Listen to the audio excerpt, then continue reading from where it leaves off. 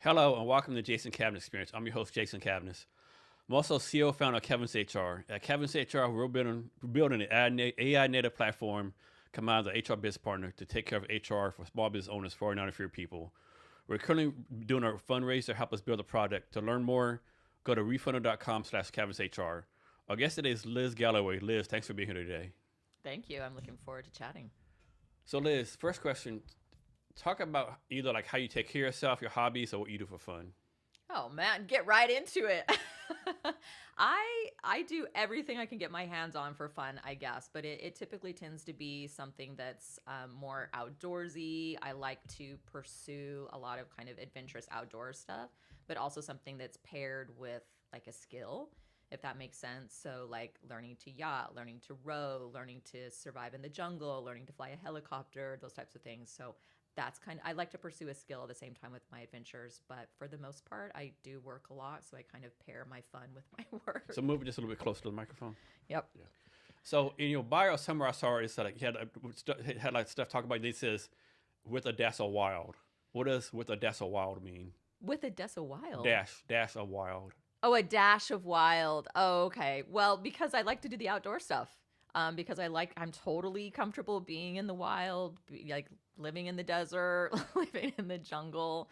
I think also just being like a wild spirit, I think a little bit. I don't like being put in a box. I don't like when people put labels on people, things like that. I think most people don't, right? I mean, I don't think any of us want to be labels. So, yeah, I could probably be a little bit wild. What's the wildest place you've been at? Oh my gosh. I don't know if I would call it wild, but I've had some really cool experiences in places like Beirut and Vietnam, just enjoying like local stuff, hanging out with locals, doing cool things, enjoying, and then also just like living in the jungle in Panama, doing a survival training course was really interesting and fun, or just doing kind of those desert outings where they have just little get-togethers, wellness adventures in the deserts of Utah or Moab, that type of thing. So I love things like that. So talk about Vietnam. I've actually been to Vietnam 3 times. I'm a big fan of it. I do a lot of business. I have a lot of friends. How about Vietnam? Yeah, I the first time I went there, I went to just hang out. I like to travel for my birthday, try something new every year. So that was a new spot for me. And I also wanted to go hike Fancy Pan. So was the tallest peak in Indochina. And so I went, landed in Hanoi, obviously spent time there. Went down to the bay a little bit, hung out there, which I loved, on the boats near the water. But I also went up to Sapa and then hiked the mountain there. So we did that overnight. We had the base camp up halfway up the mountain, and then about 2 a.m. we got up to hike the rest of the way in the mud and in rain and got to the top. But so that's kind of what I was doing there my first time. And then the second time we landed after I did an international yacht race. That was one of our stopovers after leaving Australia. That was our first in. That was one of the sponsors for the yachts in the race. So Beirut, Lebanon. I don't think that's on anyone's top 10 travel places, right? Talk about that. Yeah, that was a long time ago. I mean, I think it was about 2012, 13 when I was there. And I was invited over by a brand that had a bunch of spas. And so I have a huge background in working internationally, and a lot of it was around like high-end resorts, luxury spas, that type of thing. And so they had brought me over there to consult with them about expanding, because they wanted to expand their series of spas and grow it. So we were talking about the layout, all those types of things. But outside that, they took me all up and down the coast, which was gorgeous. They took me to the mountains. We saw all the castles and then the history behind it, because they keep all of the buildings that have been bombed out by the previous wars. And this, again, was years ago. And I think they have more of that happening now again, right? So, but they do keep those buildings there just as they are, as reminders. But then they have these massive, beautiful, luxurious downtowns and club scene, play scene, outdoor. I mean, it's very cosmopolitan, and the people are amazingly just hospitable, nice, great food. I had a fabulous time. That's one thing about traveling, right? Everywhere you go, people are great, right? I've been in a lot of countries in the Army, post Army life. Not been a country everywhere like, man, these people are suck, or these people are scammers. All these people, any country was great. Yeah, I agree. That's one of the things about travel is just meeting random people. And obviously I was brought over there by people, so I had a little bit more of a, an invite hospital. They picked me up at the airport. I got all the best treatment. And same thing when I went to India, these different places. It was a similar type of thing, brought in to do consulting. And so they really do take care of you. The hospitality is amazing, but they also show you like a lot of the local stuff. And that's one of my things with travel is I like getting lost in areas, finding your way back. That's the best part, getting lost. Getting lost. That's You find all part. kinds of side quests to do. You never know what's going to happen. So that's one of the best things. But yeah, Vietnam, Beirut, India was fabulous. I've got a lot more places on my list, but those were some top. How do you think, how have you grown as a person from all this travel experience? I think I've done a lot of it solo and starting from a young age before it was like the cool, popular thing, that people were talking about because we didn't have Instagram stuff back in those days, right?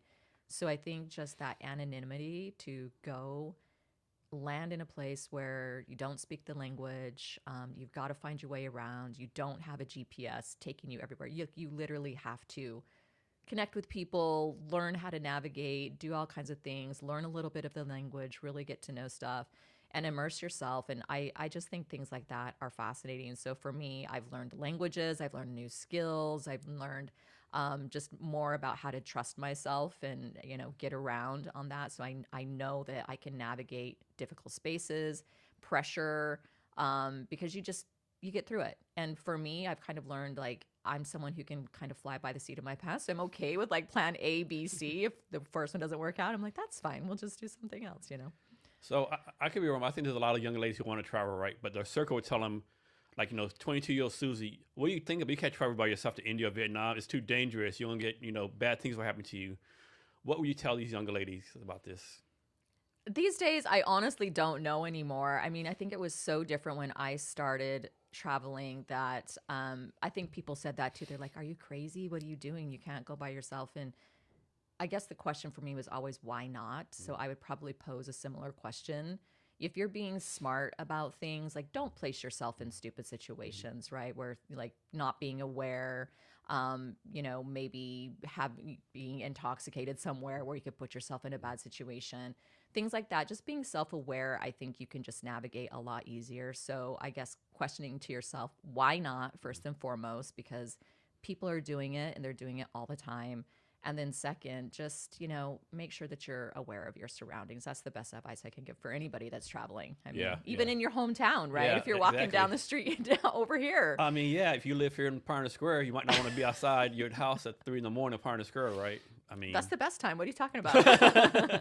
That's true. Third and Pike or Virginia, Third and Virginia. Yeah, exactly. It's got its own Twitter page, doesn't it? It does. Yeah, you're right. What's your next bucket list travel country? I think I want to spend more time in the Middle East, like Oman, Jordan. I think the history is fascinating there. I spent some time living in Marrakesh studying Arabic. And though, like most places in, the Middle East, everyone speaks English, right? But I still think knowing some of the background and history and language, it's really fascinating. And I just think it's a beautiful language in itself, but also the history of all those companies. And in 2024, I did have a chance to spend a little bit of time in Abu Dhabi and Dubai. But there's a lot more to explore there as well. So the world's a big place, right? It's like some places, like I haven't even been to Africa yet, South America yet. Exactly. I mean, it doesn't mean anywhere. Like I think a lot of people mess up. They'll go we'll say they go to Paris, France, as a tourist trap. Like go maybe an hour out of Paris. Maybe go to some of the small towns. Like do something different, right? Absolutely. What are you talking about, Paris? I'm leaving on Saturday to Paris, actually. Yeah. So funny enough, you brought that up. But I'm actually just meeting some longtime friends over there, and we're going to do a small ship cruise on the Seine. Yeah. So I mean, Paris is a beautiful city. The Notre Dame Cathedral, all the stuff there. Yeah. It's a lot of stuff. Then it's like any big city, like Seattle has tourist trap places, Exactly. So. Yeah, and I've been there a few times already. So I think what I'm going to do when they're doing more of the tourist things is I'm going to be more like hanging out in a cafe, having some wine or coffee, and like reading the local stuff. I don't know. Have some real bread. Have some real and enjoy because I've already been there. But the world is a massive place, and I think I have done a lot of adventure wellness retreats as well with my wellness background, and I would host them, and we would take people to Costa Rica and Bali and things like that, and people have been actually asking me if I was going to bring those back because I've been doing a lot of other things in media and broadcasting and kind of moved away from that. And I do think I want to bring that back, you know, in just even talking right now and the nostalgia of like talking about the places with travel. I think I really do. And the next place would be Tanzania. So I want to do Kilimanjaro. Okay, yeah. That's on my list. Yeah. Is that on your list as well? Yeah. The list is so big, right? It's like, Yep. Are you like a hiker? Do you like to be outside doing this? I like being outside. Okay. Hiking it just depends, right? Yeah. Like I'm not like I have to hike every day, every weekend. Like I'm not doing like 20,000-mile hikes like some people do, you know. Like I like nature, Yeah, I like nature too, and I like hiking, but I'm not someone who does the weekend hiking as well. But if I'm gonna do it, I'm gonna do Kilimanjaro. Yeah. Do you know what I mean? I'm gonna go like to the top, like when I did Fancy Pen. So it's like I want to have like a goal to get to a top of a spot that's like iconic or something like that. You know what I mean? Yeah. So one thing I like about doing this podcast, I learned so much, right? So next thing is like, I don't know what this is. What is I'm going to say this wrong. What is a multi-hyphenate? A multi-hyphenate? Yeah, what is that? I have no clue what that is. So kind of just like a multi-passionate, someone who, I think the term that everybody kind of uses nowadays to have multiple things that they do in their skill set is like a portfolio career, right? So kind of like a multi-passionate, multi-hyphenate, because people's like, what do you do? I do a lot of different things. And so, I mean, basically when I introduce myself or people say that, I kind of just try to make it as simple as possible, saying I work at the intersection of marketing, media, PR, and broadcasting, because it does encompass a lot of things. But as we're talking, my background's wellness, my background's TV hosting, travel, you know, all these different things. And so that's kind of the term that is easiest to use. And so with all the stuff you're doing, like, I know some people prefer to be like, what's it called? Like, you know, like great at one thing. Other people, like, they want to be kind of, not average, like kind of like good enough at other things. So I'm guessing you want to be good enough at everything you do versus being like the top of one thing. Yeah, I like having a lot of different skill sets. I mean, I'm not going to say I'm the expert at all the things, but I like having multiple skill sets to fall back on. And I do think it makes you, in a way, a lot more knowledgeable and well-rounded, because you can kind of touch on those different aspects and pull creativity from different areas rather than maybe just like a more narrow-minded, you know, scope of field to pull from or think. So now some people would say, like, I do the same things. I had a lot of stuff going on. Some people would tell us, well, you have no focus. You can't focus, right? Yeah. What do you tell people like about the focus part? Well, I think there was a TED Talk on that, actually. There was this whole, like, why does everybody think that I'm just all over the place, or that this isn't grounded in this scope? And I think that's kind of where the term came from. This multi-potentialite, I think is what it was, is what the TED Talk used when they talked about it. And it was flipping the script on exactly that. When people say, oh, it's just because that person's not focused, they have all these different skill sets. No, now we find out that it's more of somebody who's like more neurodivergent in their thinking, or more open to the scope of like multiple different curiosities and lines and skill sets of that. I say pursue it. If that's who you are and you're being, again, trying to be put into a box, you're not going to be happy. You know, I mean, for me, if I'm doing the same thing and one thing all the time, I'm going to get bored really quick. I go batshit crazy. Yeah. I mean, I've got to have multiple things going on. I mean, yeah. So I want to talk about how your brain works. Do you like, suppose you have 5 things you're doing, right? Do you focus on one thing for a couple hours and switch from one task to the other? Or are you like doing bing, bing, bing, bing, bing, like multitasking through each thing you're doing? Yeah, I feel like the multitask doesn't work for me, and I think it makes me less attentive. So I do block things out. Like, I really have to focus on this particular project for 1 to 2 hours. Then I'm going to switch over for this for 1 to 2 hours and kind of take breaks that way. So I do it in more blocks because that's what works for me. Okay. And you like run everything by calendar? Like you block calendar Pretty much, time off? yeah, Okay. because I don't want to have to try to remember it. And so, like, a problem I have with, right, I try to do the same thing. Like, suppose I say from 10 to 11, I'm working A, right? But when I'm working A, B, C, D will pop in my brain, right? So does that happen to you too? Of course. Okay. Yeah. And how do you, like, push those things away? Write it down on a list. Okay. I like put it on my list so I can visit it later and remind myself. Because Yeah. I don't know, I feel like your brain space, if you're trying to hold on to memory and remember the list all the time, right? It's not helping you. I don't think and it doesn't serve me. So I'm a list taker. Okay. Talk about what you do with TEDx Belltown. Yeah, so that's something that we started last year.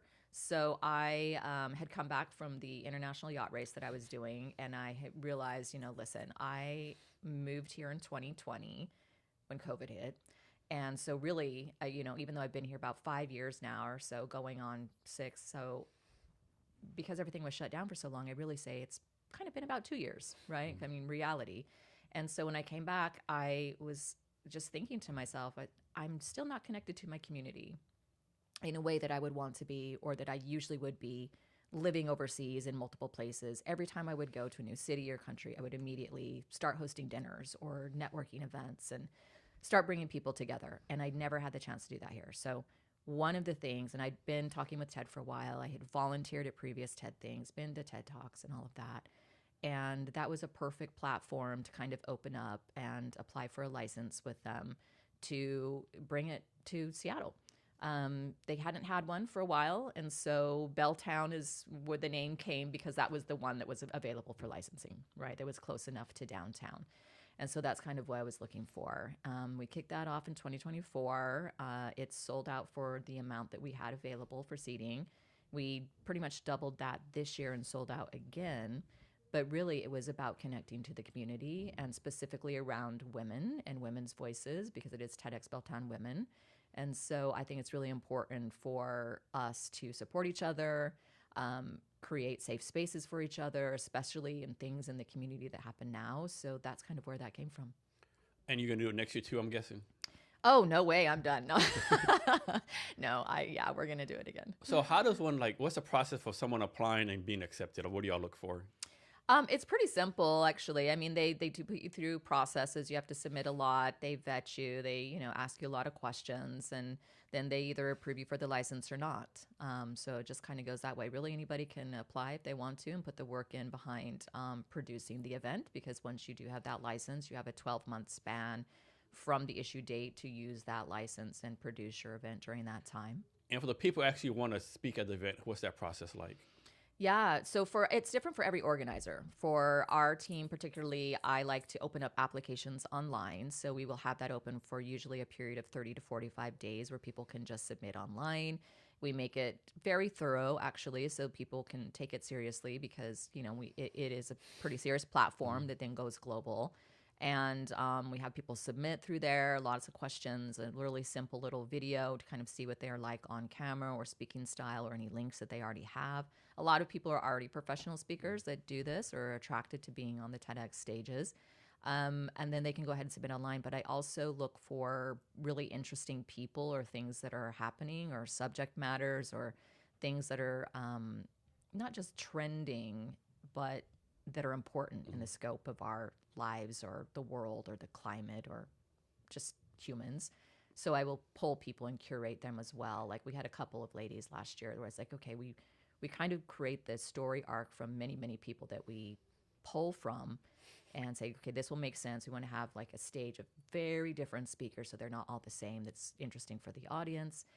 But if we feel like there's some gaps in there as well, then we can say, okay, we're looking for this. And then LinkedIn's a great spot to find people that are doing professional things, a lot of hashtags, Instagram, things like that, to see if there's another person that I was looking for. Do y'all do any coaching for them?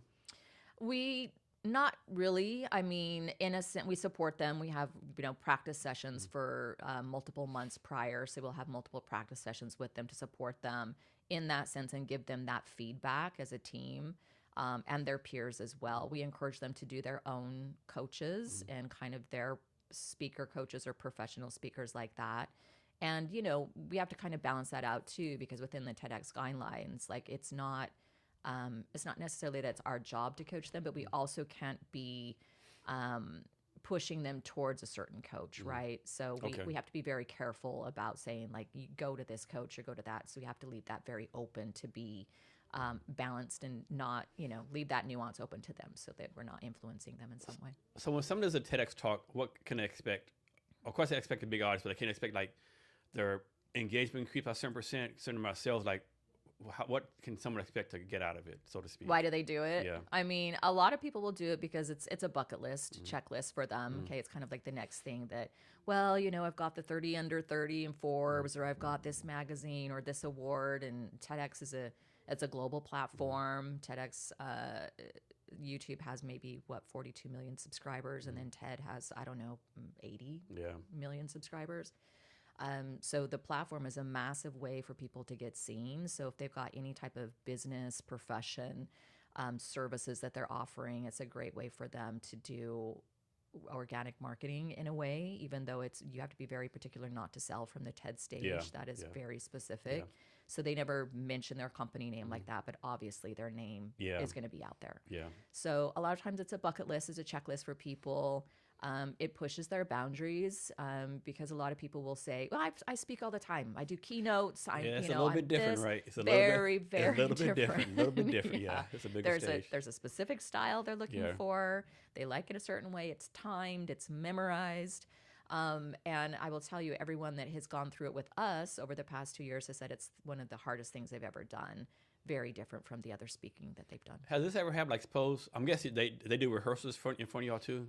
We do, usually with us, we do it via Zoom because it's really hard to bring people together all in a big group. Yeah. So let's suppose, has this ever happened with someone like did great on the rehearsals, like knock it out of the box, and they do their actual talk and they're like, they get brain freeze or brain lock, and they're like, has that ever happened? Not often, sometimes. But usually what will happen is they'll kind of just switch it up a little bit because they'll get in their groove. And sometimes, they're changing up slight things or just their vibe because that's what they're feeling once they get on stage. But yeah, we say like, please memorize and like feel that thing and speak it like 200 times to yourself. You record yourself, video, listen to it in your earbuds when you're doing your walk around town, like literally practice that thing like 200 times. Yeah, with me, like I know I talk fast, so whenever I give a pitch, I always had to remind myself beforehand, talk slow, slow it down, right? So that's what I have to do. Yeah. Any tips for people to become better public speakers? I mean, I think it comes down to the platform that you're on because it is going to be for the TEDx is going to be a very different style. I mean, I think being just authentic and genuine and a storyteller is first and foremost the best thing about speaking because people don't want to listen to robots. They don't want to listen to regurgitated stuff. They don't want to be talked at or down to, and they don't kind of want to just hear a bunch of things that they could just look up as a bullet point on the internet, right? They want to hear a story. That's what we try to make people go deeper. Like, that's great. That's really cool. But there's something more there. Let's see, like, what else you can do to get it deeper in that particular way. I mean, and then when my background, I've done, TV hosting and things like that. And that's very different than speaking on a stage or doing a keynote or doing TED, right? So I think it differs per platform. But the best thing I can say is just be good at storytelling and be authentic. I know a lot of people are scared of public speaking. I think people don't realize, like, if you're speaking in front of people, they might not know you, but they're going to presume because someone else asked you to speak about a subject that you kind of know about the subject, right?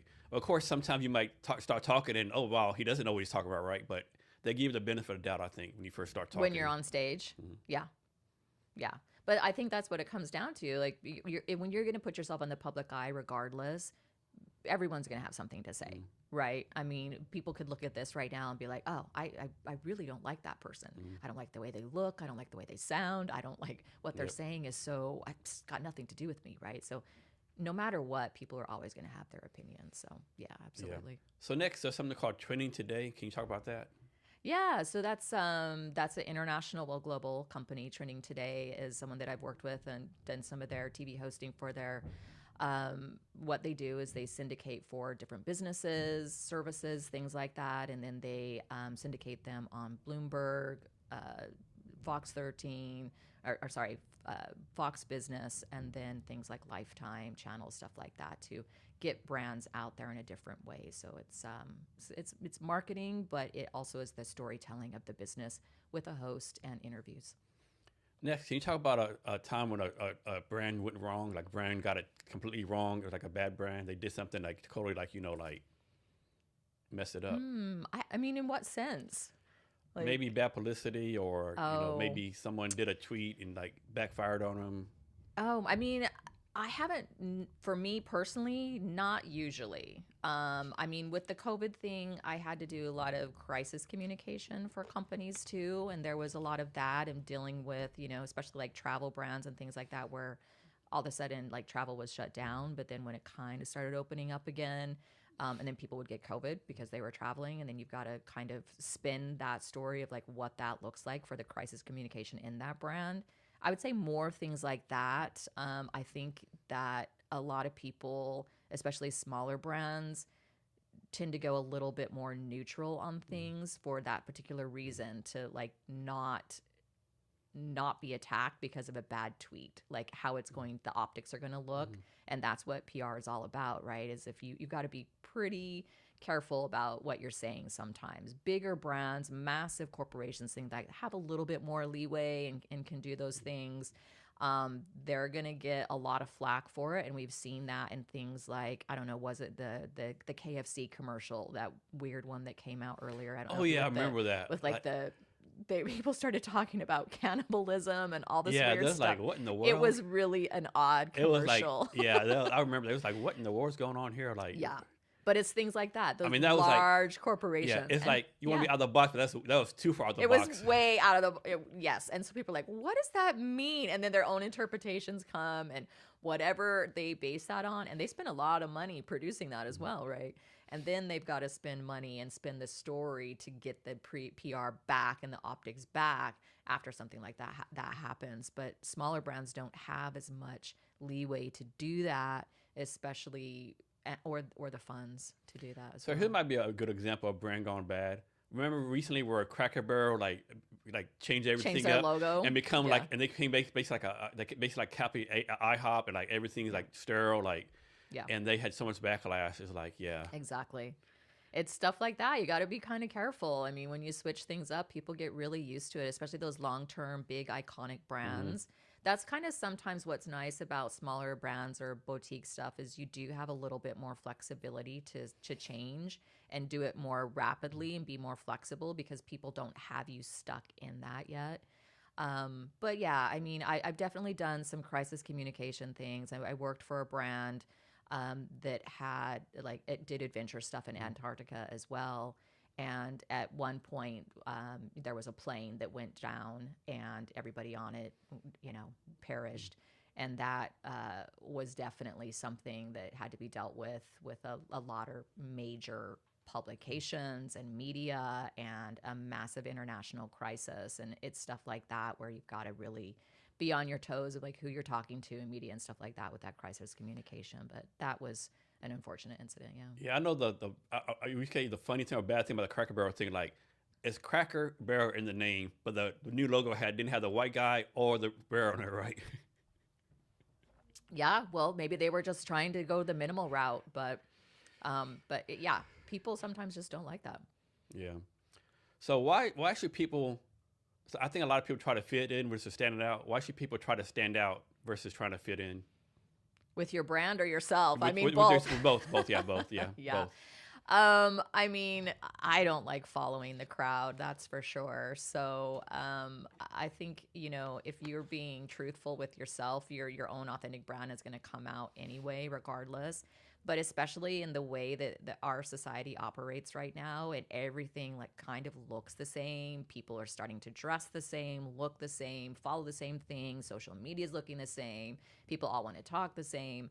I think people are really, really just tired of that. I think they're exhausted of that. I think it's important both in your personal brand and any brand that you're marketing out there to stand out as much as you can, right? So being relevant is really important. You can't just have like a crappy product or service and expect to be out there. Like, I have a lot of people who want PR, and we work to get them that PR, but sometimes there's just not enough that makes them different enough or relevant enough to get the amount of PR that they want, or on the certain platforms they want. And sometimes they're just not original enough, to be honest. So it's like, you got to kind of be careful about that. But with the opportunity with AI as well that we have, I think we have a lot more space to get creative and make yourself stand out with things like that with new tools. So I encourage people to do that as well. I think there's a term out there. I think it's something like, even bad PR is good PR. What's your take on that statement? Yes and no. I mean, part of it we just kind of talked about, like, you don't necessarily want those things, like backlash with like KFC or Cracker Barrel and things like that. So again, not necessarily, because sometimes you don't want eyeballs on certain things, and you have to do so much work to get it back to the other area where you do want that PR. So I would say, in my opinion, not necessarily all PR is good PR. Yeah, people are going to, talk about you regardless. But yeah, I think you have to be able to direct your own story. And if you can't keep a hold of that, somebody else is going to be steering it for you. So I think it's really important to keep a hold of your story, the trajectory, the strategy, the PR. Because if you're not driving your story, someone else is going to do it for you. So what is your take on AI and everything going on? Like, I don't think some people say like AI is going to destroy the creative process because creators going to like depend on AI to do everything. There's like songs being made by AI. What's your take on AI and the creative process?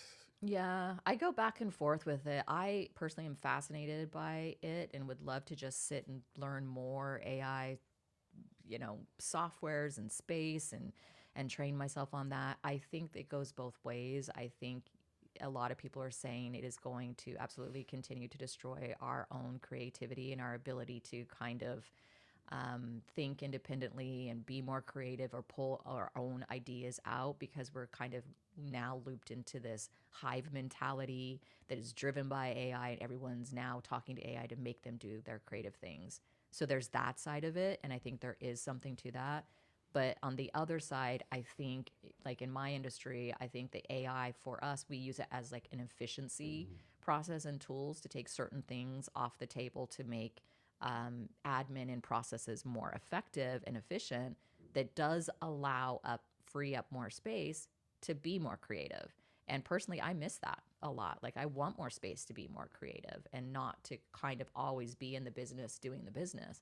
So I think there's both ways. I think it's how you use it. For me, I like to make it, as much efficiency as possible to open up more space. But if you are just going to fall into it and let it think for you, yeah, I think we're going to continue to have problems. And the hive brain, I'm not into that whole thing. So just my opinion, I think some people are great creatives, but they suck at business. Some people are great at business, but suck at creativity. Yeah.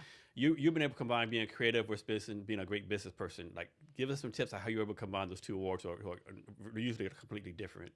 Yeah, I mean, I think I've sought out spaces where it allows that to happen, like advertising in wellness spaces and wellness and travel and luxury and lifestyle. There's a lot more breadth and width to kind of get creative with things, because you're tapping into people's experiential elements, their emotions, things like that are all attached around those niche areas.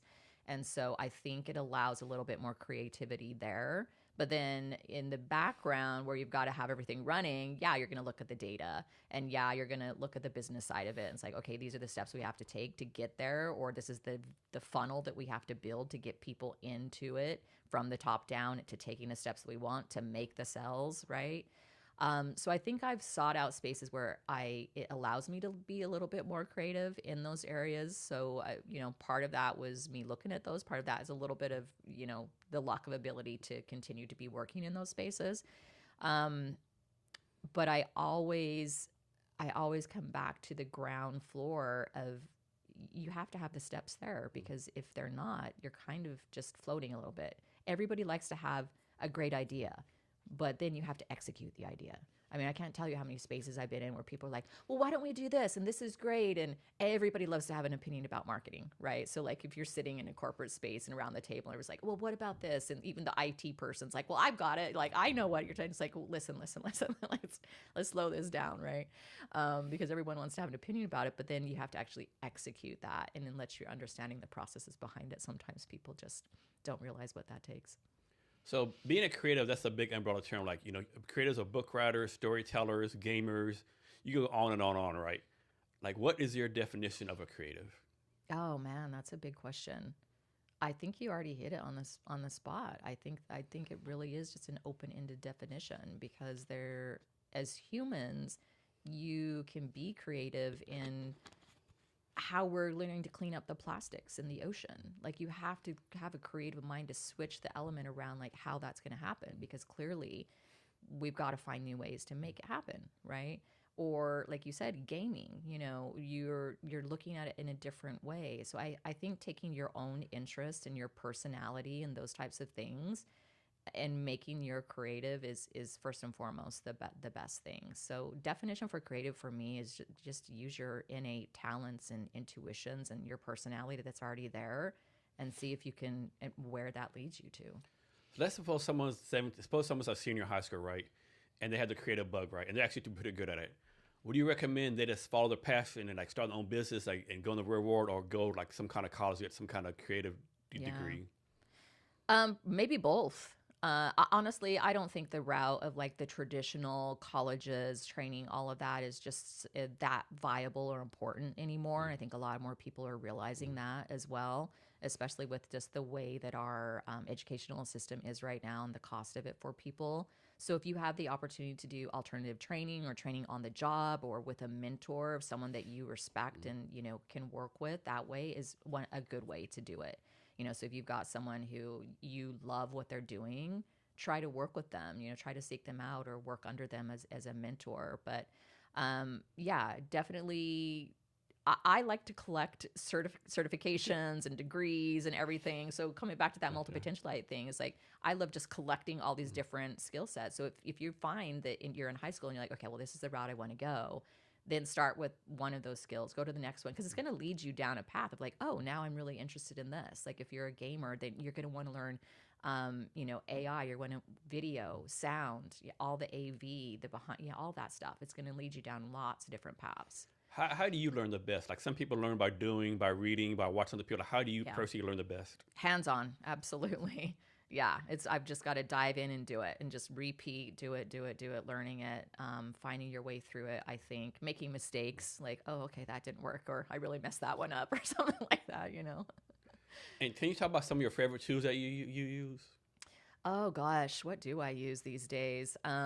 These days, it's mostly just been about customer service systems and PR softwares, journalists, outreach, things like that. But I did a lot of video editing for a lot of brands. So Premiere Pro and the Adobe Suite's always great. The generative AI stuff I like in the video, Firefly I like as far as just like video creations.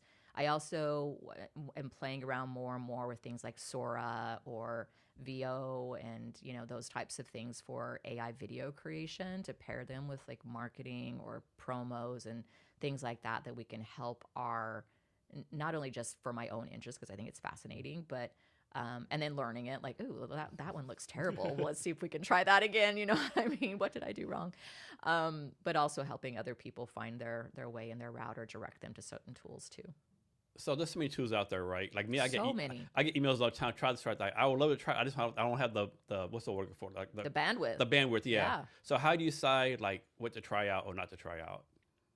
Oh, I mean, at this point, I'm like, I can't take it anymore with the new ones. It's like, there's so many now. I'm sticking with kind of the ones that I'm the tried and true that I'm in right now, and then kind of when I can get better at those, I'll start looking maybe at more and more. Because again, every other day it's like, oh, okay, this one's now got the newest version, or so and so came out with this next one or this next gen item, and I honestly can't keep up with it anymore. But when you, like, because my industry is different than other people's industries, right? So I may not use all or need the same tools. And so there's always going to be like that new niche AI or software that is particular to your needs, your industry.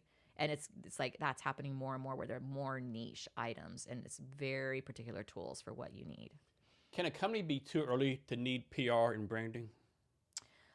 Everybody's always going to need branding. I mean, if you just put a logo out there first thing, I mean, that's branding in itself. But yeah, I mean, you can do a lot of PR on your own. And so I do encourage people to do that. So it's like you don't need to go to an agent or a big corporate PR for a lot of people until maybe later down the line, or they've got something that's just about to launch, like a new AI system or something that's VC backed funding or just, stuff like that. A lot of people can do their own PR and access the same software systems that agencies use and reach out to journalists. So do you recommend a company should have like a certain number of employees, certain amount of revenue or anything like that? Or no, not even getting that, nitty gritty with size or revenue. I would say just if you, once you are outgrowing like your time limit and you are you can no longer like do all the things, or you're so stuck in the business, you need someone to bring in that other perspective, right? So it's like you can't do your own PR anymore because you don't have the time, and it's taking up too much time because you're not growing the business, and the business isn't growing, so there's no good PR. You don't have anything newsworthy. So it's almost like this cyclical type of thing, right? At that point, you need to start looking to have someone else come in and say, okay, let's look at your story this way. Let's get you some news perspectives. Let's spin it this way. Let's make it relevant to the news this way.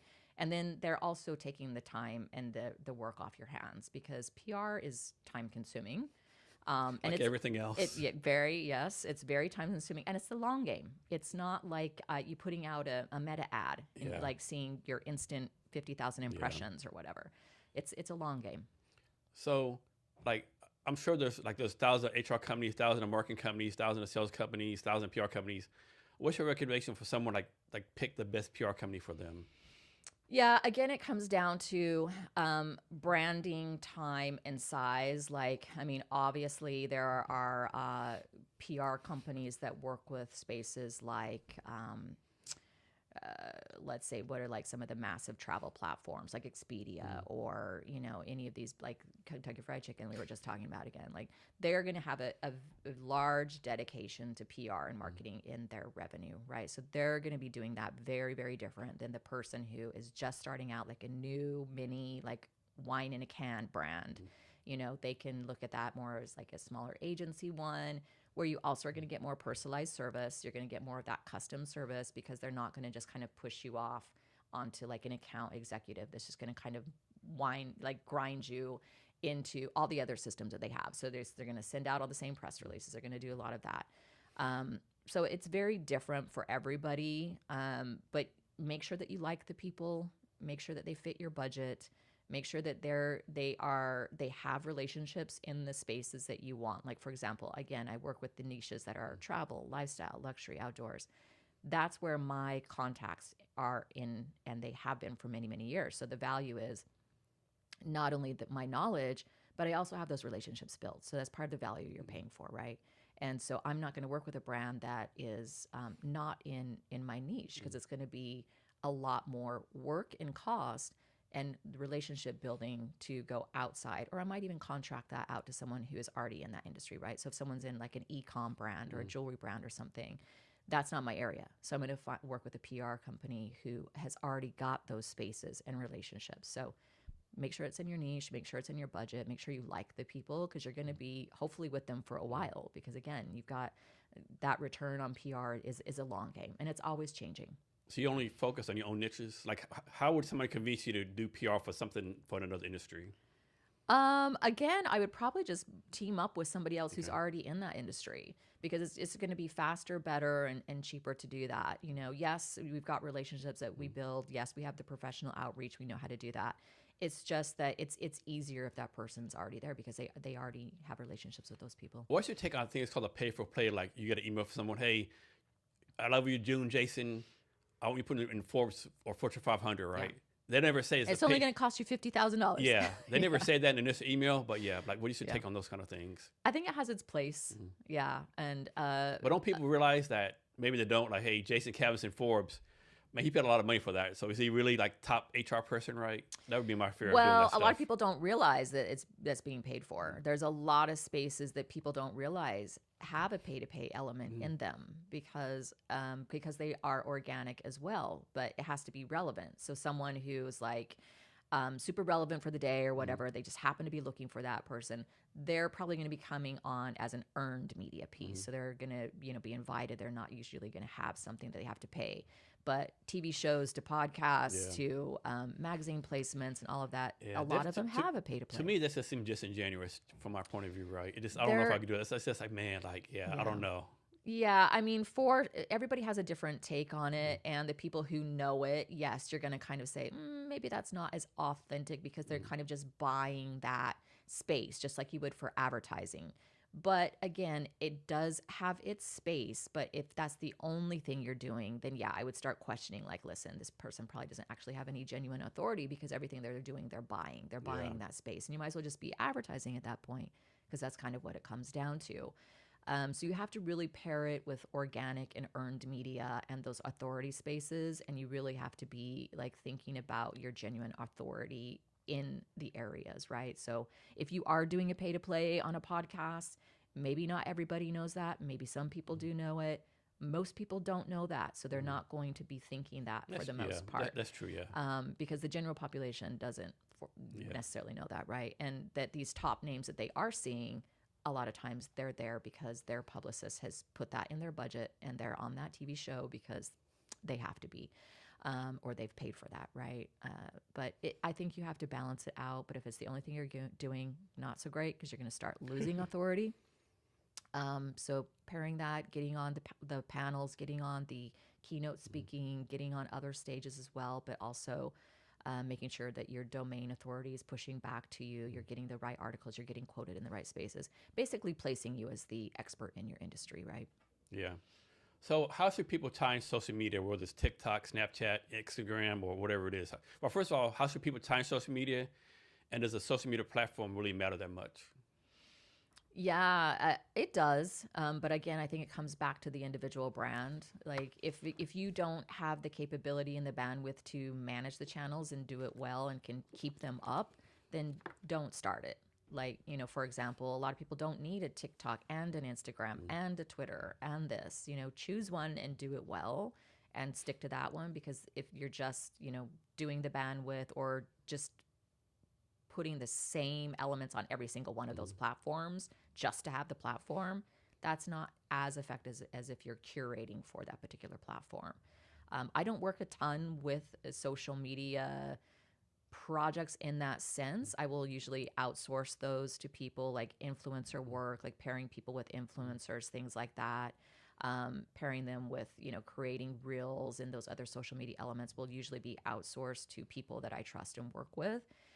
Simply because that's not my area and I don't necessarily want it to be. Like I've done all the media buying, meta ad buying. Like I don't want to be the one in the back end of Meta anymore, putting those ads in, trust me.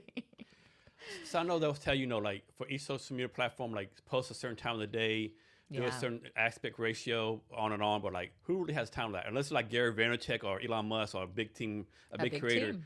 Like me personally, I don't have time to do all this stuff, right? So what's your recommendation for people who like don't have a team but they still want to put stuff out there? Well, I think you're doing it, part of it. And you take things like this and then you cut up, snippets and promos and you put those out and then bring them back to your main platform and story and elements. So I think that itself is really relevant. And you're sticking to what you're good at and the spaces where it makes sense. Your LinkedIn's, your reposts and that. But again, if you don't have the bandwidth to do it on every single one, I don't recommend doing it. And what's your advice to someone like that? They start a business. People tell them, like, get on social media, like, do whatever it is, right? And they're like, well, I can't today because my voice sounds bad. Or, people make all these excuses. Like, what is advice to someone like who knows they should be out on social media or be a public presence, but something's holding them back? I mean, I think it comes down to exactly what more people are doing these days and looking for is just normal conversations with normal people. I think that's why people move away from Instagram a lot now is because it's more curated. It's like the picturesque type of thing. Yeah, unless you're Kim Kardashian, Instagram really doesn't do anything for anybody no more. Yeah. Well, didn't she get a big unfollow lately? Wasn't she being canceled recently or something? Who knows these days, right? I mean, who knows? I don't really have an opinion on her or any of that anymore. Like, honestly, that's not my area. So, but I think people just want real conversations. So if you're not like, everything's not perfect for you that day, just do it anyway. Just do like a little short piece or, if it fits your channel, right? I mean, people can have everything. Like TikTok is a perfect example of that. People would be talking about just the most random things. And you're like, what is this? And you look at their bio and it's basically nothing. It's just kind of for fun. It's just their channel talking about random stuff. Yeah. I'm such a big fan of TikTok. I spend way too much time on there. Like I follow this one lady. I think she's in high school. I think she's from China. Every day she does a dad joke, right? It is hilarious, right? Her deadpan, it's like crazy. And like I follow one guy. I think he's in the 80s. He gives like a psychology advice while he's salsa dancing with his wife. What? Yeah, it's great. It's there's some interesting stuff on there. So also, people don't know this. There's there's also a For You page you'll follow. There's also a STEM channel, right? I follow a STEM channel every day. Yes. Like all these thousands of videos, people like teaching math, teaching science, teaching brain. Yeah. I always find myself on the side of math talk, and I'm like, how did I get here? Yeah. This isn't even my industry. Why do I keep I getting know, pushed right? at Yeah. math talk? I know, right? Some random thing. Yeah. I'm a big fan of it. Yeah. But I definitely need to cut down my time on there. Same. Yeah. The doom scrolling. Yeah. I learn a lot though. I do learn a lot, try yeah. to make it my FYP like a space where it like Yeah. has some educational elements in my industries where I'm like learning from certain people. And there's quite a few PR people on there actually Yeah. as well. That's how people too when they come. Like they say, "Oh, you gonna take a no?" And like, what do you do? I'm a financial counselor. Let's go to TikTok, search financial counselor. All these people doing TikTok videos for financial counseling, right? Yeah. I think it's a great opportunity. But Yeah. yeah, actually, I need to start getting paid by TikTok. I talk about it all the time. So next, talking about the different things you do. You are a certified drone pilot. Yeah. How in the world did that happen with all the other stuff you're doing? I mean, that one's kind of relatively easy. I mean, pretty much everyone these days is like doing the drone flying. Are you serious? It's not hard? Well, you've got to go and do your test at the Yeah. FAA, but it's actually very similar to the helicopter pilot testing. Okay. You know, so there's a lot of like relevant stuff where you've got to be aware of the airspaces and what's restricted, what's not, how high you can fly, those types of things, and obviously knowing how to operate your own drone and things like that. I think they're fascinating. Was this part for your business or something you just want to do for fun? I wanted to do it for fun. Like I tell you, I gathered, whatever certifications. Like the next one I want to do is like yacht brokerage, something like that, just because, because I did my yacht training, that type of thing. But yeah, so that one came about as I was doing adventure travel photos for brands as well. So I, edit them, do the interviews, collected all that. So obviously you got to have the drone shots in that, right? So Yeah, definitely. you got to know how to do the drone. Yeah. And then I figured, well, if I'm going to do this, you might as well get FAA certified and get your license. So that Part 107. So is this true? I heard this, like a lot of people that were like in the neighborhood and a drone builder house, like I'm gonna take a shotgun and shoot it down. But if you actually shoot a drone down, it's a crime, right? Because it's FAA controlled or something. I mean, I don't know about that. I don't know if I've heard that. I mean, there's definitely got to be some rules against it, but I think people get sick of seeing drones like really close to their house and stuff like that. I don't think you should be flying drones really close to like a lot of people's houses and stuff. It's just kind of an invasion creepy, of right? It's a kind of an invasion creepy, of yeah. privacy. You never know what they're looking at. So that is kind of weird, and that's not really what they're made for unless you like have a purpose where you're like, I don't know, doing some content creation,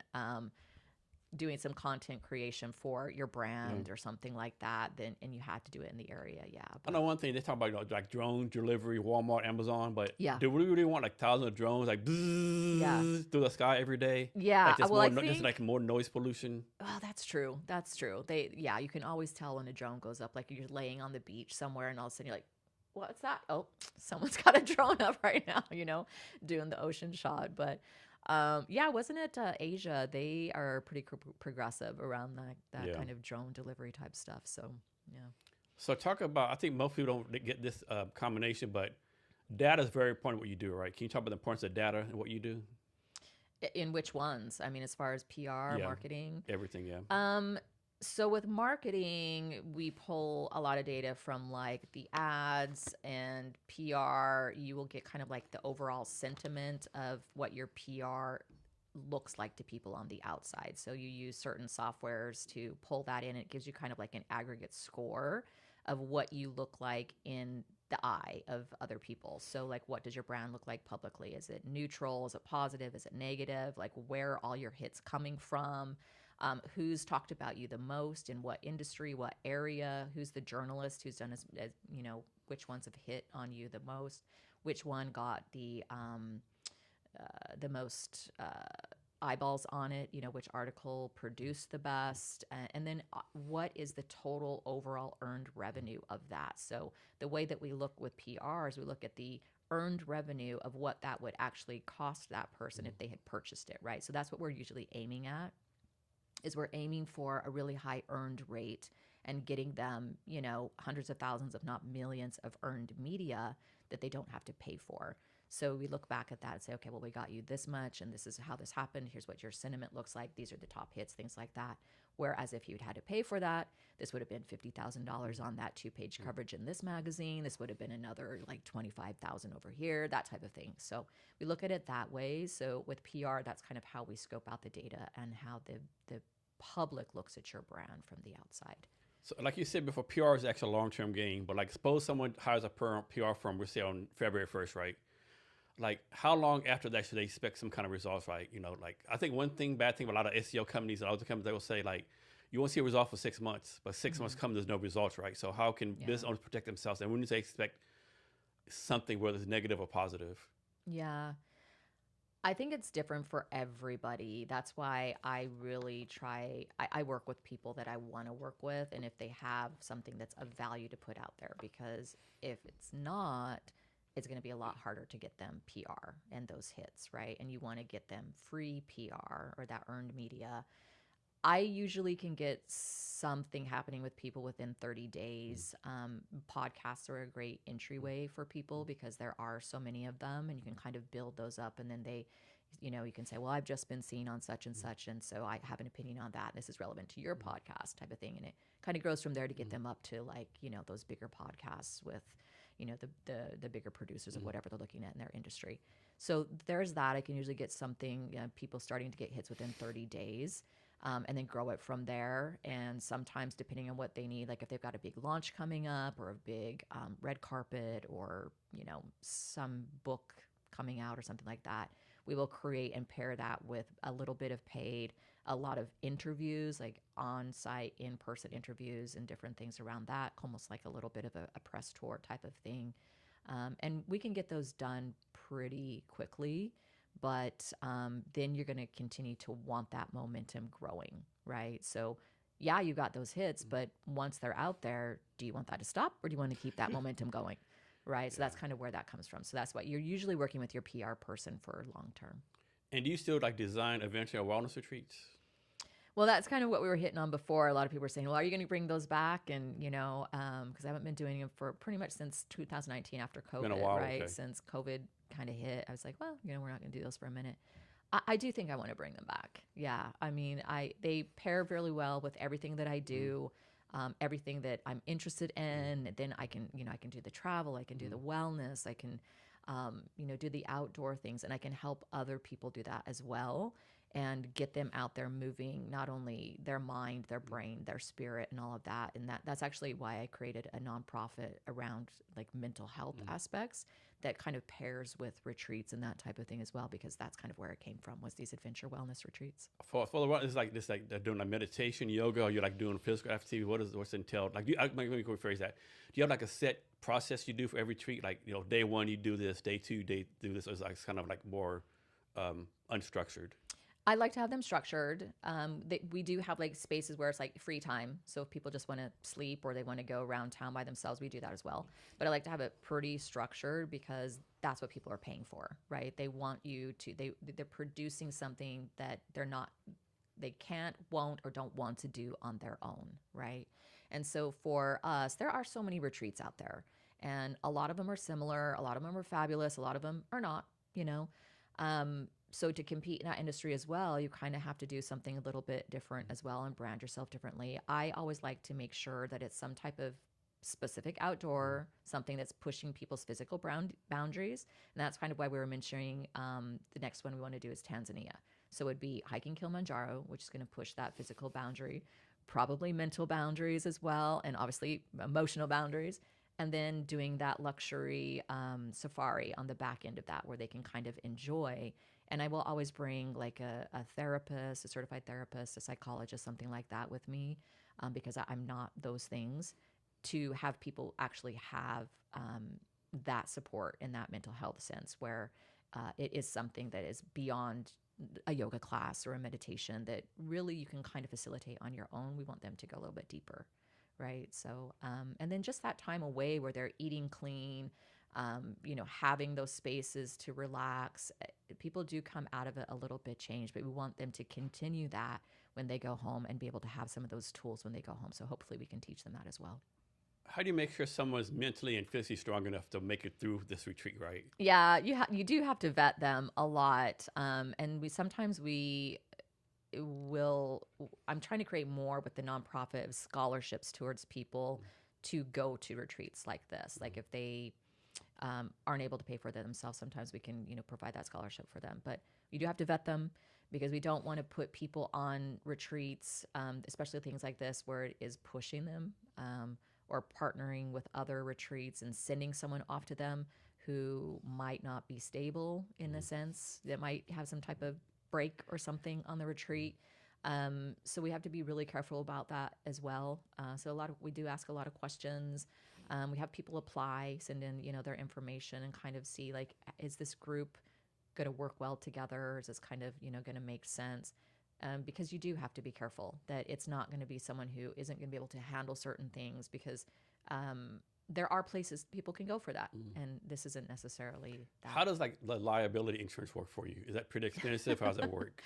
Well, I mean, you can get your basic things that you need to do, but at some point, you do have them sign waivers and things, because at some point you cannot be responsible for every single thing about that person's life. They do have to, make sure that like if they are coming on this retreat, they're choosing that for a reason and they know what it involves, and that it sometimes can be that physical and mental boundary push. So you have to be aware of that. So I think when most people think of wellness retreat, they think like, the hot sun, summertime, the South America.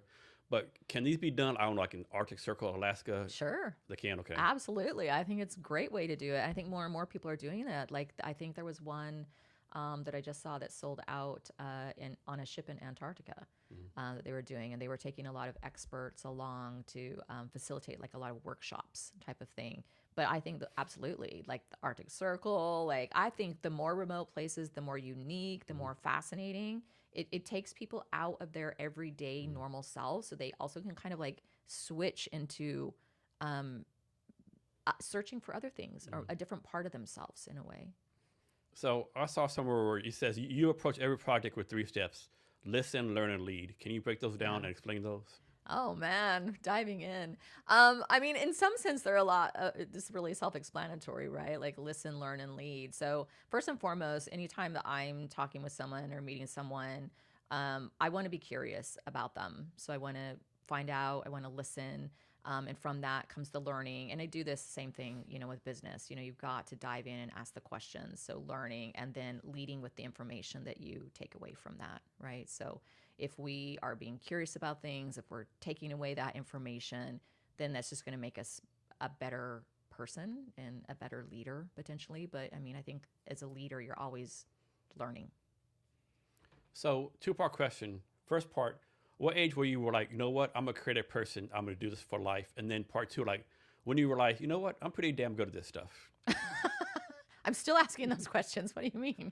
I loved drawing and storytelling when I was a kid. I think my dream job when I was little was like being an interior designer or something like that. So, because it kind of facilitated all those like visual aspects and creative aspects, right? So, I think, I don't know if there's any particular spot. I think I'm still asking myself those questions. But I try to stick with the things that that I know that I can also be good at and help other people with. But at the same time, I want to pursue other things as well to keep expanding. So I think there's a little bit of both, and I think I'm still asking those questions actually. So like, how do you do your schedule? Like, do you work 100 hours a week, Monday to Friday, 9 to 5? Do you take certain days off? How do you do your schedule on like a regular thing? I don't know that it's really regular. I go to a lot of events. I do a lot of networking. We do our own events. So it kind of changes consistently, which is kind of really nice because again, we were talking about like if you're doing the same thing every day, that does not work well for me. So I'm constantly changing, moving, but I tend to work quite a bit. So, I mean, I will work usually 7 days a week, depending, but a lot of it is stuff that I enjoy, right? Because I'll be out at events or I'll be doing things that are creative or I'll be working with people that are fun or interesting or I'm just doing things that I like anyway. So talk about the importance of storytelling. I mean, regardless what your industry is, what you do, what your job is, the importance of storytelling. I don't know if I'm the expert on storytelling. I mean, I think if you can make it something that people can connect with, and this comes from the whole like travel background for decades that I've been in, because it is so much about like really tapping into people's experience and emotion and their connection to things.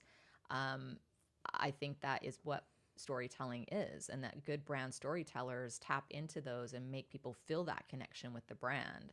And I think it just comes back to connection, experience, and emotion. So if you can tap into those and they can relate to that, I think you're already doing really well on the storytelling side of it.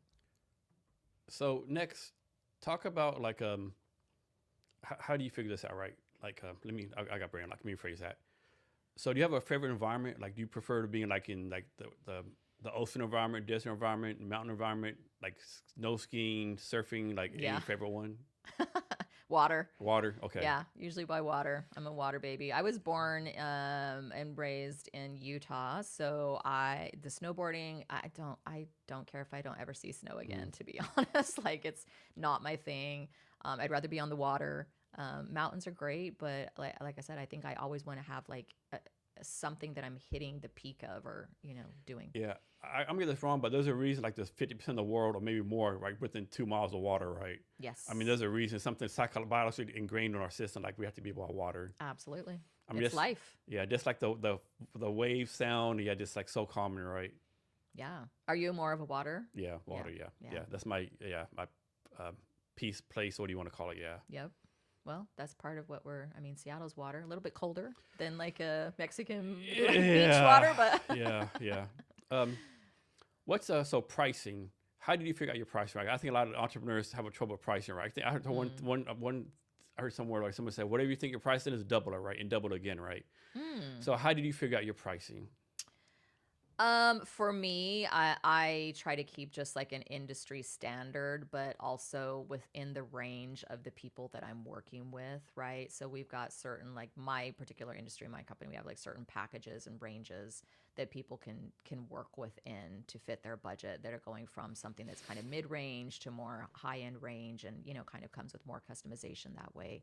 But again, I think that comes down to like different products or brands, right? Like if you are an e-com brand, I think you have to look at that completely differently, because it's not a service, right? So you've got a physical product. You might be dealing with things like tariffs now or other options, right? So you've got to think about it that way. And I think that's a constantly shifting element as well. And then the demand. So if you can create some more scarcity and have your brand in more demand, I think the prices can be higher. Same things with like exclusive and like luxury travel, things like that. There's a higher premium price because it's something that's slightly different than others. Like someone who's going on a giant cruise ship or just purchasing off Expedia is not going to be doing like the experiential, personalized ships, or the Polaris brands that do like things that are like very particular, like customized, involved, like from helicopter fly-ins to like taking you in the middle of nowhere on your own private ship, and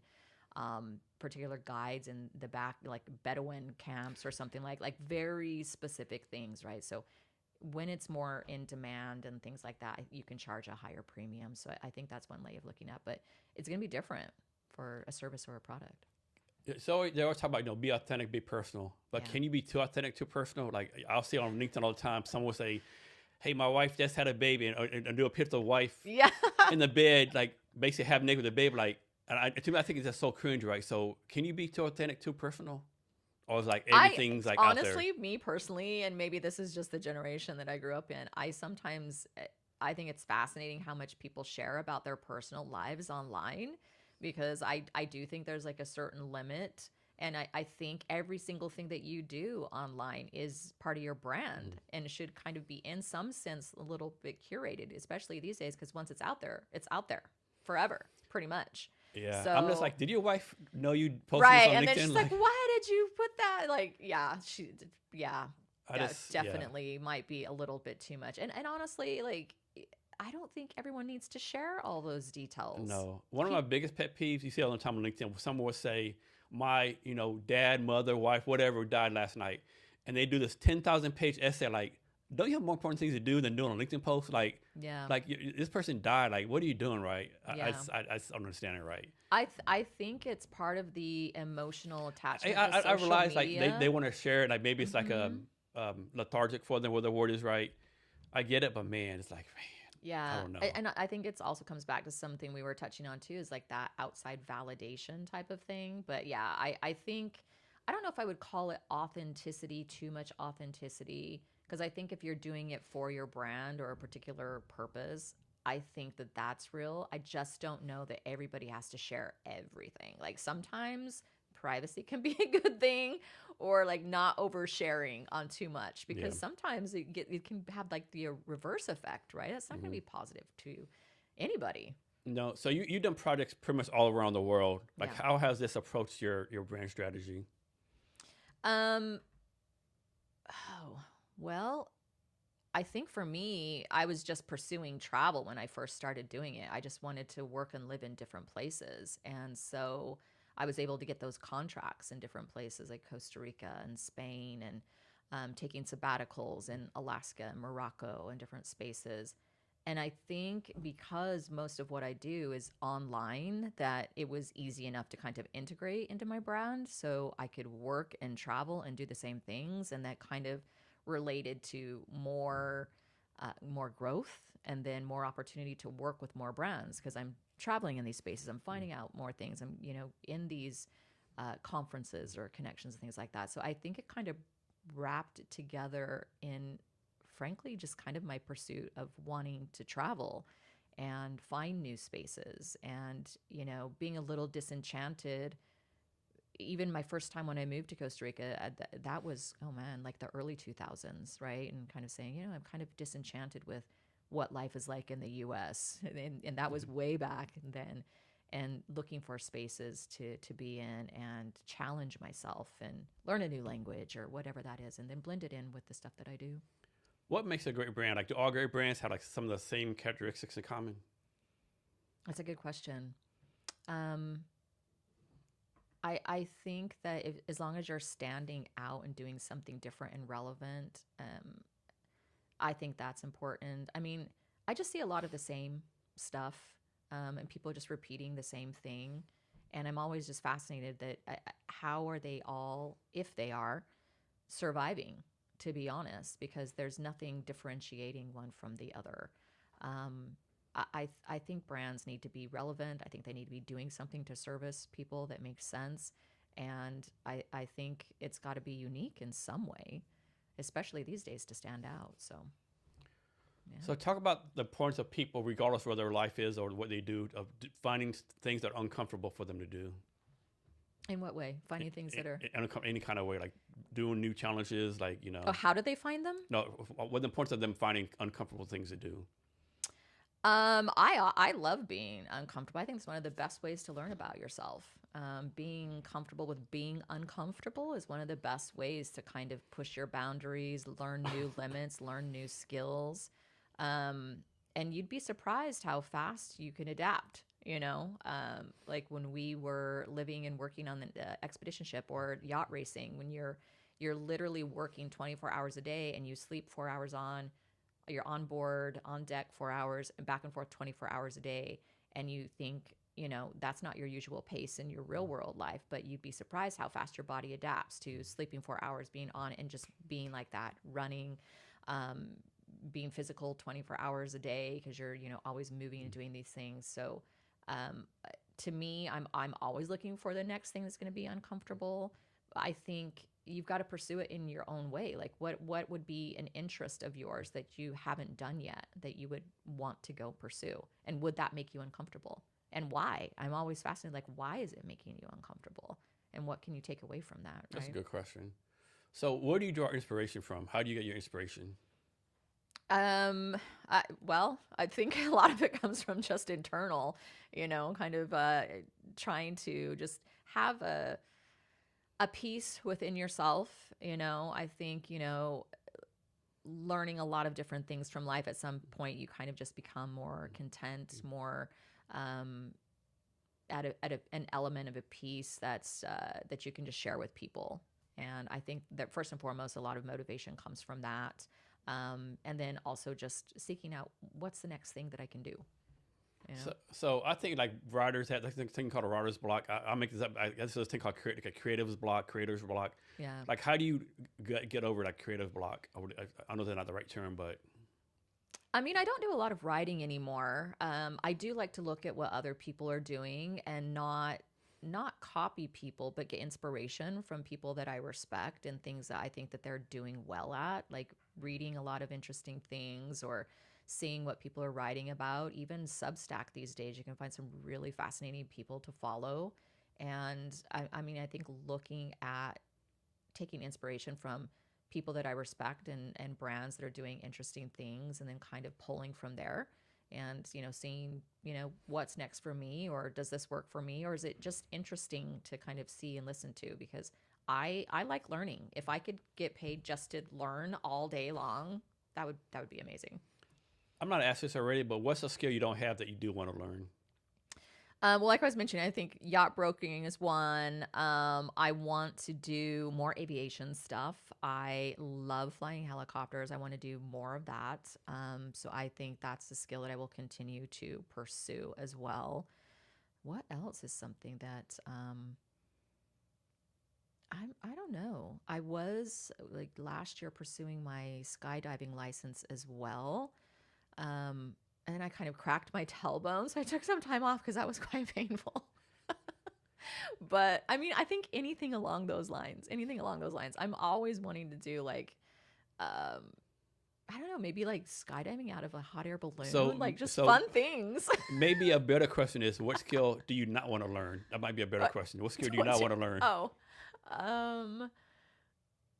I want to learn everything. What are you talking about? This is kind of, I mean, AI is on my list too. I want to learn all the AI things, but I've got to have more time on my hands to do that. So talk more about the yacht thing. Like, were you like on a yacht like 24/7? Like, what was that about? For the race? Yeah. Yeah, we were. We lived on board 24 hours a day. Where was this yacht race at? So we did it with the Clip Around the World race, and this is one thing that happens every year. So you can do the full race, which is about 11 months in total around the world, or you can do like a relay. And with how many them. people are on the yacht? It's a 70-foot yacht, and typical size of the crew is between 16 and 24. So 20 people on a boat for like all that time. Yeah, 24 hours a day. It's a small space, and you get your little bunk bed and your little, your 4-hour sleep in your little bunk bed. You have to crawl up the wall to get in. But like, again, you'd be fascinated by like how quickly you adapt to it, and you just, this is your environment for the next 1, 2, 3 months, whatever. So back to TikTok, I used to follow this guy. He did a solo sail from like San Diego to like New Zealand, I think, right? And it was so fascinating, right? He would like do TikTok videos like all these fish on his boat, like all these fish gonna jump on a boat and attack me, right? Or like he'd like, man, it's been 7 days, I've seen nothing at all, like just fascinating. Like being on the ocean, like you're saying, like water and the oceans are fascinating when you're out there in the middle of nowhere and you can see nothing. You're just on this little boat, you see nothing out there, but then you see like flying fish are jumping onto the deck. They do that all the time. Or you're watching bioluminescent things like moving around you out there in the middle of nowhere, and you're literally the only 20 people all together. It is really fascinating. And then the weather, you can be stuck in the middle of a squall, like we almost got pulled under, type of thing, where the kite's being pulled under them, pulling the boat down, or giant waves that you're surfing to totally calm, flat water, and you can't move anywhere because there's no wind. Like the ocean is a really fascinating place. I can imagine being on a boat by myself, and then like you sleep, you hear like what the fuck is this? Like from underneath? Yeah. Or, yeah. Well, yeah, you can hear a lot underneath, which is also really cool because you can usually hear like the dolphins, the whales, like all of that, which is really cool too. I don't know if people realize how large the ocean is, how many animals are in there. Like people have no idea, right? Oh yeah. I think remember reading like we've mapped more of the moon than we have the bottom of the ocean. I think. Yep. And I think probably it's scarier, whatever is down under there a lot of times. Yeah, I know exactly right. So when's your next yacht trip? I'm not sure. I want to do more of that for sure. I think that was one of the... And what year did you do this?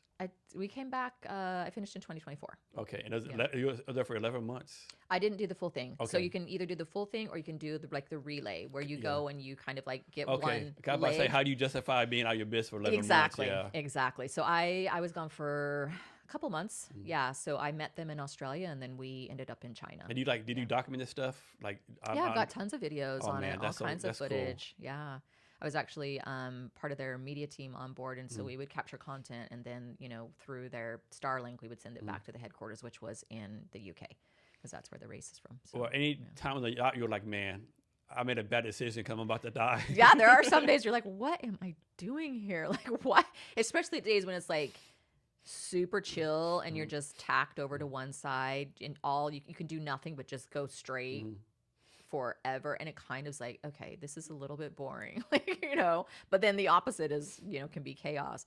But yeah, there are definitely times you're like, what am I doing on here? What is this all about? But yeah, it's great to look back and have those experiences. And that's why I love just kind of what's the next one there. We actually had a speaker on our TEDx the first year last year who is award-winning rally racer, a female rally racer, and has founded the only all-women's desert rally races that happen every year, which is one of the things that I want to do next. I am fascinated by that. And it's 8 days in the desert with nothing but a compass and a map, and you're racing against other four-wheel, two-team women teams, and you find your way through this race. And I think stuff like that's fascinating. And you're also learning a skill because you're, learning how to navigate. Skill number 1, don't die, right? Yeah, well, that, but, no one on the list. At some space, at least it's easier to get there than like when something happens in the middle of the ocean. It's a lot harder to reach someone in the middle of the ocean than it is in like the desert in like Death Valley or something, like, even though it's huge. Yeah.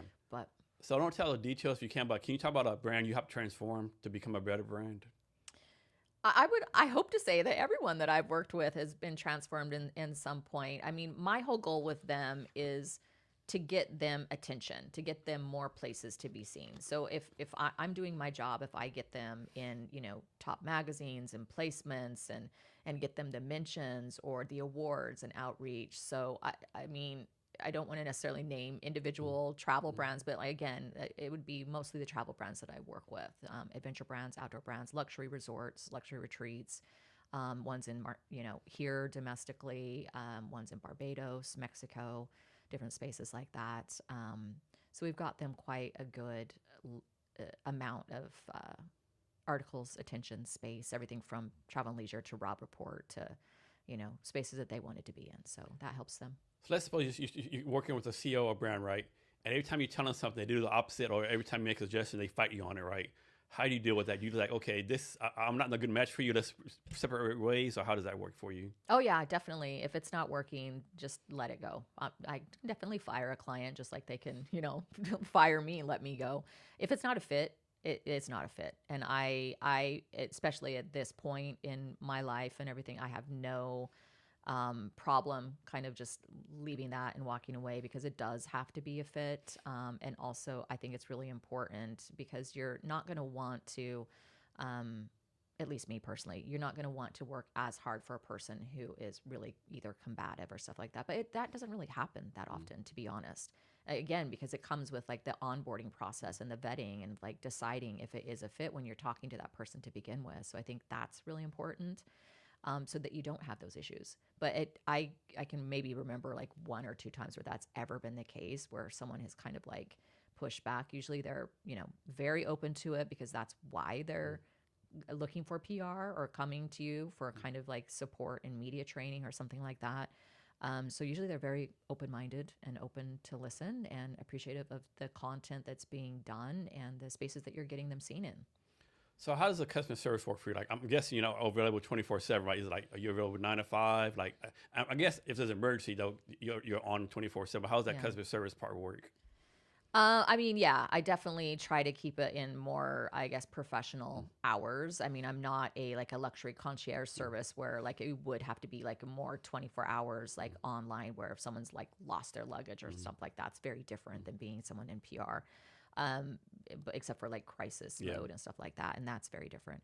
But yeah, I try to keep it within, professional, what we call professional hours. So that kind of 9 to 5 element. I don't try to reach out to people at hours that are going to be too early for them or too late. And I expect that same from other people. But most of the time, I mean, I'm generally really flexible. I'm not going to be super rigid about things because I want to do what I can do for people, and because I usually am working 7 days a week in some space. Yeah. So, is there a brand right now that you actually you admire, like in your mind, this brand is like really knocking out the park? I think there's really cool travel brands internationally. One that I love that I mentioned earlier is Polaris, and there's a couple other ones like that the names are now slipping my mind, but they're very high-end experiential travel brands. and with fascinating backgrounds. I think one of them was formed by two previous military guys from the UK. And so they really create these very unique trips. And I think things like that are really hitting a space that's growing more. Wellness travel is growing, experiential high-end travel is growing. And they also, in the space where like a lot of people are struggling with their business and stuff, the luxury side of it tends to still continue to grow because a lot of those people just aren't touched by the same things that like a lot of other smaller businesses are too. What's your advice for someone who wants to break into this industry? In PR? Yeah. Wow. I mean, what's the background? Do you have the connections? Do you have the content to do it? Or have you worked at an agency? Again, my background came from just being in the industry for so long that it kind of was like a natural progression, taking my business and hospitality background and spinning that to all the contacts with the media and events that we'd created for a couple decades now, pretty much. And spinning that. So I would say try to work with an agency, mentor with people, small boutique one or a larger one. Try to create your niche as well, So like, again, I tend to work with my particular brands, but who do you want to work with? Or do you want to be more in tech? Do you want to be more women-owned brands? Do you, that type of thing. So learn as much as you can, create as many contacts as you can, because PR it's all about events, broadcasting contacts, the contacts and those relationships that are really out there so that you can continue to build. Next, can you talk like more about your company, like how your company why you started your company, what you're doing now, what your big dream vision is for your company going forward? Yeah, I mean, I think I'm constantly pivoting. I mean, I've been doing this for a while. A lot of it has been marketing and advertising oriented, and then moved more into the PR because that's what I enjoy more. So I moved a lot more away from like media buying, where I'm, kind of doing the meta and creating the ads and the graphics and things like that. But I've done all of that. So I think next for me, I want to lean more into maybe publishing, more magazines, that type of thing, digital aspects, more creative. Like, I want to get some of my creative back as well. So I think that's part of what I'll start pursuing more of too. But travel's not a bad place to be working in. So, yeah. And what's your goal for the company moving forward? You want to be the number one PR travel company in the world, or no, not necessarily. I want to enjoy my life. Honestly, I want time. For me is freedom. So the more time that I can create for myself, where I've got the times to do the things that I want, or do my own traveling, or pursue my own skills like that, to me that's freedom, and to me that's growth. And so the more that I can create of that by expanding the business, but also having the right people or teams or outsource things that I can work with, where I can put that with them to give myself more time, or to use AI to create more efficiencies to give myself more time. Those types of things are important to me because those are currencies that, you can't really get back. Yes, growing and then, creating your retirement funds. And I want to get more into investing as well, and growing that investment portfolio, whether it's investing in like all the angel investing groups that are here in Seattle that are really driven, a lot of women focused ones as well. So I've participated in some of those, and I really want to grow that and dive into that as well. So I think that's important to my growth, and that's almost kind of like a little bit of it is part of my work because it would be kind of some of the similar brands. So I think there's probably that, but at this point I don't really have like a pursuit of trying to be like the biggest or the most. Like, even when I organized the TEDx events, I created that event to bring other people onto the stage and the platform. I think that we all have like a TEDx talk in us. And at one point I was like, okay, I want to do the TED, right? But what would my topic be? I don't even have that so much anymore to want to do the TED talk. So I'm not necessarily I'm looking thinking for you have that. so many TED Talk potential subjects. I just think off the top of my head. But it's almost like I don't really care about these accolades so much, maybe that I did a decade ago or something like that. I care about time and freedom and pursuing the things that I care about. So how does it work? Like for clients, like is it like project based, or is it like based on time, or like suppose you have a client and 6 months pass, you're like, you know what, I've done all I could do for you. Let's part ways, or it's an ongoing monthly basis. How does that work? It depends. Yeah, there's definitely been like a, 3, 6 months, a year or something like, okay, great, we've got your momentum, might be able to time to move on to either someone else, or we've kind of done what we want to do. Let's reassess, like, what's your next goal? Does it fit for us or not? But yeah, I've had that where it's like, yeah, I think we're good, on that. So we parted ways. But yes, we basically do a minimum of 3 months, because you've got to at least have a little bit of runway to get, people some of the things that they want to pursue. Like, they will usually come with like goals of like, I want to be on this show type of thing. So that's kind of your goal. But yeah, we will work usually within a minimum of 3 months, but average is about 6 months, working together to a year. Yeah. How does this work? I'm sure this never happened. Like, suppose someone comes to you and they're pretty like unknown. No one knows who they are. They have like real small following, and they're like, I want to be on the Joe Rogan podcast in 6 months. Yeah. Are you like, yes, I don't want to crush your dream, but let's like tone it down a little bit, right? Let's start with a local podcast and maybe build our way up. Yeah. Yeah, exactly. Absolutely. Because again, you have to go back to, is it newsworthy? Is it different? Is it unique? Is it relevant? Is it time sensitive? Where can they be placed, and how can you spin that to get them to those bigger podcasts? And what is your budget? Because if you want that, you may have to look at it in a way of really saying, there's going to be a little bit of pay to play there. Yeah. We want to get you to a certain spot. There's going to be a fee attached to that. And that's not our fee. Yeah. That's something that comes with those podcast hosts, what that is to gain that platform type of thing. So we'll look at it that way. And if they are, very much about, I want that, then, we will look at that way. There are brokers that we work with as well. Not only the contacts that, I have, but there are brokers that will broker the deals between the people, whether it's those massive multi-million follower podcasts or shows, television, all of that, there'll be a pretty decent fee that comes with it. So you're a pretty public person. A lot of your stuff is out there online, different stuff. But what's something that you're very proud of that's not public knowledge? Like only your closest friends and closest family that you've done. That's not out there. Ooh, I will never tell anybody my secrets. I think people don't realize that I'm a mom. My son he's grown now, but yeah, I'm a mom, and I did all these things while raising him most of the time as a single mom, and really worked hard to pursue that. And he went all over the world with me and traveled all over the world with me as well in this type of work. But I think a lot of people don't really realize that, and it's not something that I talk about a lot, to be honest, because it's like I'm not sharing photos in the school line anymore and all of that, because he's not small anymore. So. Yeah. What's so what do you have going on the next couple of months that people should know about? Any events you're doing or anything people should know about? Well, right now I'm kind of like on break. We just had our annual TEDx on November 8th. So, going through the footage of that, kind of pulling those together so that we could get those launched on the platform, hopefully in January for all the speakers that were there.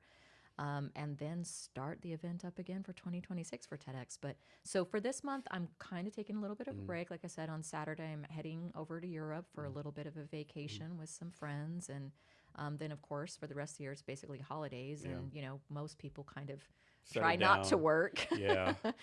What really does get done during that time. But I think we'll look at doing a few different salon socials yet next year to support women-owned businesses. I think I want to look at some interesting collaborations. So I'm very open to pursuing more networking and connections with business owners in the area, not only Seattle, but regionally, and kind of seeing like what those collaborations can look like, whether it is brand collaboration, PR, or event type of things. I think I'm talking with some certain people about creating some higher end private events that would be an ongoing thing with a couple of local people here as well. So, when that comes up, we'll let that be known. But right now I'm kind of just on just a little bit of a break, and we'll see if that Tanzania trip comes up, and we'll have you on to go do Kilimanjaro with us. Yes. Are there any go-to network events in the Seattle area that people should know about? There's a lot. There's some really cool women's groups here, and not that I'm just totally trying to reference women's groups, but we've got some great ones like the P&W Women's Network. We've got the CEO Society. We've got Business Ladies of Society. We have just groups that will collaborate together like Rebel 11, Elevate, and they tend to all be similar in these networking, upholding each other, connecting people together to grow in their businesses as well. So they're usually just found online, or Instagram's a great way to find those types of events as well. When somebody goes to a network event, what's your advice for them to get the most out of this networking event? Have a purpose. Don't just be there to be transactional. Don't just be there to take, have something to offer and be curious about people. So just like we're having this conversation about, different curious things that we do and the purpose behind them, have a purpose of what you're talking about. So it's not just a transactional element, because, people will remember that. They're going to remember that you kind of just came out as what you could get from them. And that's not usually a good transaction or relationship. Do you think being an introvert or extrovert makes a difference in networking? Well, I consider myself an introvert. Yeah. And so a lot of what I do is all outward facing, and I can do that, but I actually really I prefer time alone, quiet time, like definitely, doing my own things. So I think it can go both ways. I think if you have a purpose and can be good at like sharing your information, people genuinely do want to connect and meet each other and are not trying to be assholes to people. Yeah. So, if you just want to connect with people, I'm kind of real like I like being like a bar or somewhere with a lot of noise, whatever going on. But do I want to talk to anyone? Maybe not, right? Like being around people. Yeah, I like the noise, the hustle, but like, do I really care, like, how the weather is, what you're doing? Yeah, maybe I do, maybe I don't, right? So I'm kind of weird in that way. Yeah. My goal when I go network event, my goal is like meet 3 people. And once I do that, okay. At the events, like, man, this is a crap event, I'll leave. If I'm having a good time, I'll stay, My goal is always like connect with 3 people some kind of way. Yeah. I like people watching too. So it's always fun to kind of like, okay, you've met your 3 people and you can chill out and just like kind of watch interactions. And you learn a lot that way. You do. So do you, besides the TEDx thing you do, is any other networking events that you personally run? No. Okay. But we're looking at, like I was mentioning, we're looking at doing some high-end VIP events as well that would be more just around connections, charities, supporting local, things like that. Maybe some investing type of things. So, but that's kind of like in planning stages right now. Do you ever do anything out of Seattle, like any events like in LA or Vegas or Dallas? Not unless the client is there, like they want a red carpet thing. Like if they've got a product that's on red carpet, or they're there like with some type of thing. I mean, I like to go to conferences that like Create and Cultivate, or which is usually in LA or California, something like that. And they have these conferences that I am interested in going to more of, what are these biohacking kind of wellness conferences that are popping up all over the place. I'm kind of curious to check those out, to be honest. They happen in like Dubai and everything. I think those are going to be fascinating. And they do kind of intersect a little bit about it with what I do on the wellness side. Do you have like a perfect customer, so to speak? Not really. I mean, if they're in my industry and they've got something interesting and we get along, I think that's a good starting point. I don't think there's any perfect customer. I'm always open.